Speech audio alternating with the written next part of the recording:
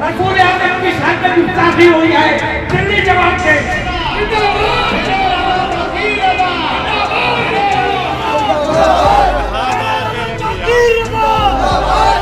जो तरीका तुमने इख्तियार किया हुआ है, अगर हमारे नौजवानों ने वो तरीका इख्तियार कर लिया तो उनके क्या हालात होंगे? इंशाअल्लाह पूरा हिंदुस्तान दिल्ली के सड़कों पर होगा और उस एक दिन अगर तुम हिंदुस्तान को जाम करने में कामयाब हो जाते हो तो तुम जो चाहोगे वो होगा।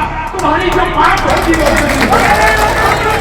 हराम तुम खाओ, सुअर तुम खाओ, गाय तुम खाओ, इल्जाम हम पे लगाओ, गाय का जितना कारोबार है लानत है तुम्हारे ऊपर।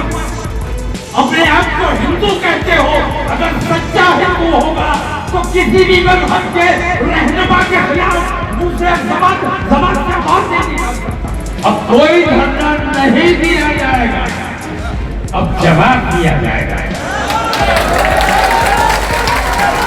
अगर कोई ईमानदार है तो बताओ कि फला ईमानदार है, इससे हमें अपनी तकलीफों के लिए मांग करनी चाहिए।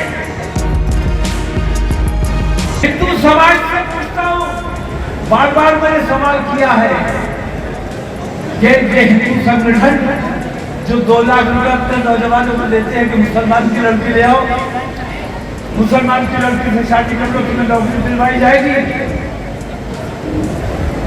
ये तमाम लोग मेरा काम कर रहे हैं, मेरी बेटी की शादी नहीं हो रही, विवाह हो गई।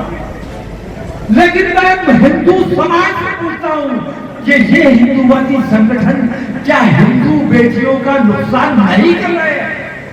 अरे जो तुम्हारा जो नौजवान, तुम्हारा एक हिंदू जो नौजवान मुसलमान की बेटी ले जाएगी तो एक हिंदू बेटी बेच ही रह जाएगी। वो भी हमारी बेटी है, वो भी हमारे देश की बेटी है। अगर वो बेटी रह जाएगी तो हमें तकलीफ है। हिंदू बेटियों का अधिकार उन बेटियों पर अधिकार है और उन बेटियों का अधिकार इन हिंदू बेटियों पर है जो मुसलमानों की बेटियों को बहकाने का काम कर रहे हैं। मैं ये कहता हूं कि अगर हमारे नौजवान जो तरीका तुमने इख्तियार किया हुआ है, अगर हमारे नौजवानों ने वो तरीका इख्तियार कर लिया तो उनके क्या हालात होंगे? इसीलिए मैं कहता हूं कि वो तमाम लोग मुसलमानों के दुश्मन नहीं है, वो हिंदुस्तान के दुश्मन है। और जो हिंदुस्तान का दुश्मन है उसका ठिकाना जेल होना चाहिए, लेकिन हुकूमत उसकी सरपरस्ती करती है। मतलब यह कि हुकूमत फिरका परस्ती फैलाने का काम करती है। तासुब और नफरतों का माहौल हुकूमत ने अपने मुल्क में बनाया हुआ है। मुल्क के प्रधानमंत्री हैं या एक समाज के प्रधानमंत्री हैं?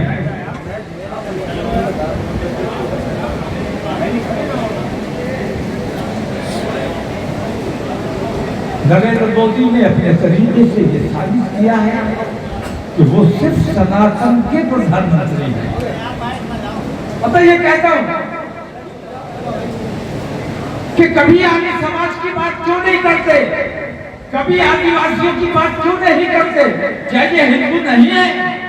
अगर हिंदू राष्ट्र की बात नहीं करते हो तो तुम ये बताओ कि बाकी तमाम लोग जो हिंदुस्तान में बसते हैं, जो गैर मुस्लिम है, उन गैर मुस्लिमों की बात नरेंद्र मोदी क्यों नहीं करते? क्या वो सिर्फ सनातन के प्रधानमंत्री हैं? आर्य समाजियों के प्रधानमंत्री नहीं है? आदिवासियों के नहीं है? दलितों के नहीं है? और अगर सनातन के प्रधानमंत्री हैं तो बताओ सनातन धर्म के मुताबिक शूद्रों का स्थान क्या है? वो हिंदू है या नहीं है? मंदिर में जाने की इजाजत है या नहीं है? तुमने जो तरीका इख्तियार किया हुआ है ये हमारे मुल्क का तरीका कभी नहीं था। हमने कभी हिंदू मुसलमान की बात नहीं की। हमने हमेशा, या हमें कोई ऐसा ईमानदार आदमी बताओ जिसको हम ज्ञापन कर सके, जो संजीदगी से हमारी मांगों पर गौर कर सके और इन बेईमानों को फांसी की सजा देने वाला अगर कोई है तो हम उसके सामने गिड़गिड़ाने को तैयार हैं, हाथ फैलाने को तैयार हैं। और जब कोई नहीं है तो कोई ज्ञापन नहीं होगा, कोई धरना नहीं होगा। लेकिन अपने मुल्क का अमन भी खराब नहीं होने देना है किसी भी हालत में। अब दिल्ली का खराब होगा इंशाअल्लाह। बताओ,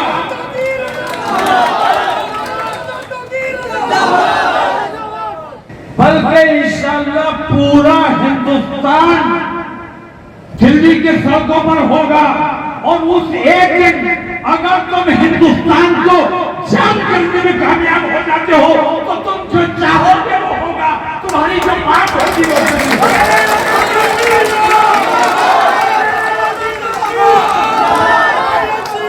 नारों से गाने चलेगा, नारों से गाने चलेगा। बताओ ये बात ठीक है कि नहीं है? कर सकते हो कि नहीं कर सकते हो? तुम्हारे अंदर हिम्मत और ताकत है कि नहीं है? रसूल आज़म की शान में गुस्ताखी हुई है, दिल्ली जमात के वो लोग आजाद क्यों है? लिंचिंग हमारे बच्चों की हो रही है, हमारे बुजुर्गों का लानत है उस जवानी पर। तुमने देखा एक बूढ़े आदमी को किस तरह ट्रेन में जलील किया गया, बेइज्जत किया गया, क्योंकि वो मुसलमान था, दाढ़ी वाला था। हराम तुम खाओ, सुअर तुम खाओ, गाय तुम खाओ, इल्जाम हम पे लगाओ। गाय का जितना कारोबार है, गाय का जितना कारोबार है मुसलमान नहीं करता है, वो तमाम कारोबार और तमाम एक्सपोर्ट जो हो रहा है वो गाय का गोश्त का एक्सपोर्ट ये तमाम हिंदू तंजीमें कर रही है और तमाम हिंदू तालीम लोग कर रहे हैं। तो उसे जाकर किसी मठ में बैठना चाहिए, किसी मकसद में बैठना चाहिए। हमारे देश की सत्ता पर उसका कब्जा कतई नहीं कहेंगे।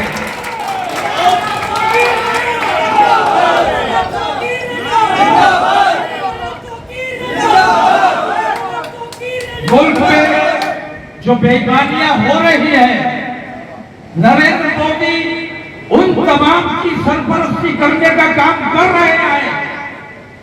रसूल आज़म की शान में गुस्ताखी होती है, ये फिरका परस्त उनके सर पर हाथ रखते हैं। लिंचिंग होती है, ये फिरका परस्त उनके खिलाफ कार्रवाई नहीं करते। हिंदुस्तान में दो कानून चल रहे हैं। मैं हिंदू समाज से पूछता हूँ कि बताओ आज तक किसी मुसलमान ने किसी हिंदू देवी देवता की शान में कोई गुस्ताखी की है? लानत है तुम्हारे ऊपर। अपने आप को हिंदू कहते हो, अगर सच्चा हिंदू होगा तो किसी भी मजहब के रहनुमा के खिलाफ मुंह से जबान से आवाज नहीं निकाल सकता। अगर हिंदू है तो हिंदू बन के रहना तुम्हारी जिम्मेदारी है। मुल्क में बदअमनी फैलाना, फिरका परस्ती फैलाना, नफरतें फैलाना, ये जो माहौल बनाया जा रहा है इसके लिए तन्हा नरेंद्र मोदी जिम्मेदार नहीं। इसलिए मैंने ये तय किया है कि गली गली मेरे पास बहुत लोग आते हैं कि भैया भाई ऐसा हो गया, गुस्ताखी हो गई, धरना देते, ज्ञापन देते। मैंने कहा हजारों बार तुमने ज्ञापन दिया है, हजारों बार धरना दिया है, बताओ कभी किसी धरने का कोई नतीजा निकला? कुरान की बेहुरमती हुई?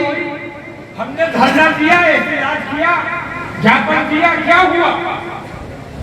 अब कोई धरना नहीं दिया जाएगा, अब जवाब दिया जाएगा।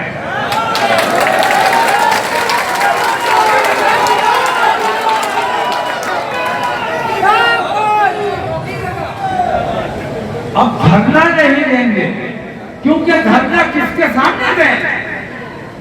कोई मांग नहीं करेंगे, क्योंकि मांग हमें किससे करनी है?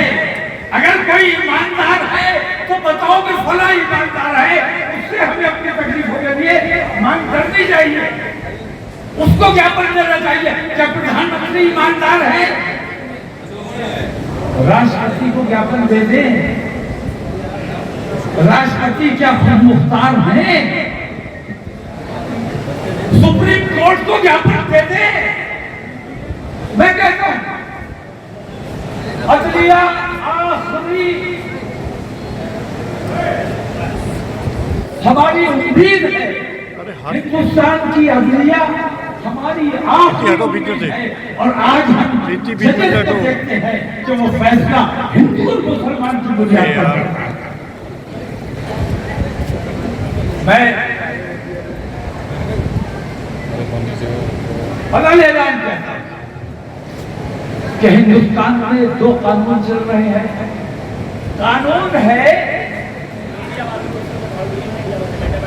कानून है कि मुस्लिम मसाइल, तलाक, निकाह, बंटवारा, इन तमाम चीजों के फैसले मुस्लिम पर्सनल लॉ के मुताबिक किए जाएंगे। यह कानून है और अभी मुस्लिम पर्सनल लॉ खत्म नहीं किया गया है, मौजूद है। जब खत्म हो जाए तो जो क्या हो सकता, लेकिन अभी है तो तुम्हारी जिम्मेदारी है कि हमारे कानून के मुताबिक तुम्हें फैसला करना चाहिए। लेकिन लगातार हो ये रहा है कि मुस्लिम पर्सनल लॉ को नजरअंदाज करके अपनी मर्जी के मुताबिक फैसले किए जा रहे हैं। ये अन्याय है, मोहब्बत बांटने का है, नफरत बांटने का नहीं। वैसे भी धार्मिक आयोजनों से मुसलमान बचा के बगल में लगा लेता है, पूरी मेरी छुप रही है। धार्मिक आयोजन है उसमें किसी मुसलमानों की ठीक भी नहीं। इसके अलावा ये बताइए, आप धरना कब करने जा रहे हैं, किस तरीके का धरने की मेरी अभी तारीख फिक्स नहीं हुई है। दशहरे तक तो अभी बिजी है और मैं ये चाहता हूँ दशहरे और दिवाली के बीच कोई तारीख रख लूँ और हमारी ऑल इंडिया कॉल रहेगी और दिल्ली में तमाम बेईमानियों के खिलाफ इज्तिमाई धरना दिया जाएगा। तमाम पार्टियों से ऊपर उठकर, बिरादरियों से ऊपर उठकर, मसलकों से ऊपर उठकर मुसलमान समझे जाने वाले तमाम लोग वहाँ अपनी बातों को धरना देंगे। और मैं ये समझता हूँ कि अमन पसंद तरीके से अगर मुसलमान निकल के आता है और अपने संविधान की हिफाजत के लिए संविधान को नुकसान पहुँच रहा है, संविधान की मौजूदगी में संविधान के खिलाफ काम हो रहे हैं, यहाँ ईटिंग बराबर तिरंगा हाथ में लेकर मुसलमान इस का कोई आयोजन करता है तो मैं समझता हूँ कि हिंदुस्तान में एक बेहतर पैगाम देने का काम किया। आप कहते हैं कि पूरे हिंदुस्तान को जाम कर दिया जाएगा और आप दिल्ली के लिए जब मुसलमान निकलेगा हर जिले से, हर सूबे से, तो मैं ये समझता हूँ कि जाम तो होगा। और एक दिन की तकलीफ बर्दाश्त करके अगर देश के लिए अच्छाई का कोई रास्ता निकल सकता है, हम अपने रहनुमाओं को, हम अपने देश के नेताओं को अगर कोई अच्छाई का रास्ता बताने में, समझाने में कामयाब हो जाते तो ये बहुत अच्छा काम है। अगर थोड़ी सी तकलीफ उठाकर आसानी का रास्ता बन सकता है तो हमें भी तकलीफ उठानी चाहिए।